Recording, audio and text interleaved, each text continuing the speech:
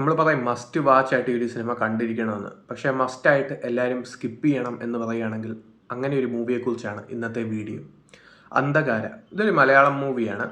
Chandunath, Antony Henry, ദിവ്യ പിള്ളൈ എന്നിവരാണ് കേന്ദ്ര കഥാപാത്രത്തെ അവതരിപ്പിച്ചിരിക്കുന്നത്.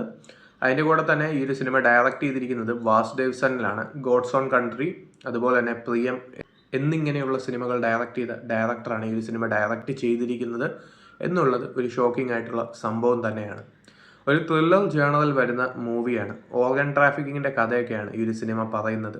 എവിടെയും ത്രില്ലടിപ്പിക്കുന്നില്ല എന്ന് മാത്രമല്ല, ഇടയ്ക്കിടയ്ക്ക് ഷോക്കിംഗ് ആവുന്നുണ്ട്. കാണുന്ന ഓഡിയൻസ് ഷോക്കിംഗ് ആവുന്നത് ത്രിൽ എലമെൻസോ അല്ലെങ്കിൽ ട്വിസ്റ്റോ ഒന്നും കണ്ടിട്ടല്ല.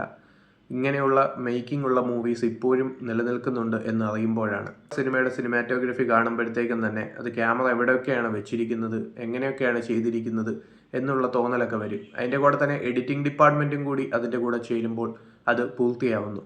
പിന്നെ അങ്ങോട്ട് ആക്ടിംഗ് ഡിപ്പാർട്ട്മെൻറ്റ്, അതിനെക്കുറിച്ച് പറയാതിരിക്കുന്നതായിരിക്കും ഭേദം. കാരണം എന്താണെന്ന് വെച്ചാൽ ആൻ്റണി ഹെൻറി ആണെങ്കിലും ദിവ്യ പിള്ളൈ ആണെങ്കിലും ഇടുന്ന എക്സ്പ്രഷൻസ് ആണെങ്കിലും ഇപ്പോൾ ഈ ഒരു ആൻ്റണി ഹെൻറിയുടെ കഥാപാത്രം കാണിക്കുന്ന ഹീറോയിസം ആണെങ്കിലും എല്ലാം മാസ് ആവേണ്ട സമയത്ത് ഒരു ചിരിക്കൊരു വകയാകുന്നു എന്നല്ലാതെ കാര്യമായിട്ടൊന്നും പറയാനില്ലാത്ത കൈൻഡ് ഓഫ് മേക്കിങ്ങും ആക്ടിങ്ങും അതുപോലെ തന്നെ ഈ ഒരു സിനിമയുടെ എല്ലാ ഡിപ്പാർട്ട്മെൻറ്റും അതേപോലെ വർക്കൗട്ട് ആവാതെ പോകുന്നു.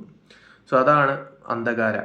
അന്ധകാരയിലൊരു സായിപ്പിൻ്റെ ക്യാരക്ടറൊക്കെ വരുന്നുണ്ട്. ആ ഒരു ക്യാരക്ടറൊക്കെ എന്തിനാണോ എന്തോ എന്നുള്ള രീതിയിലാണ് പെർഫോമൻസ് വന്നിരിക്കുന്നത്.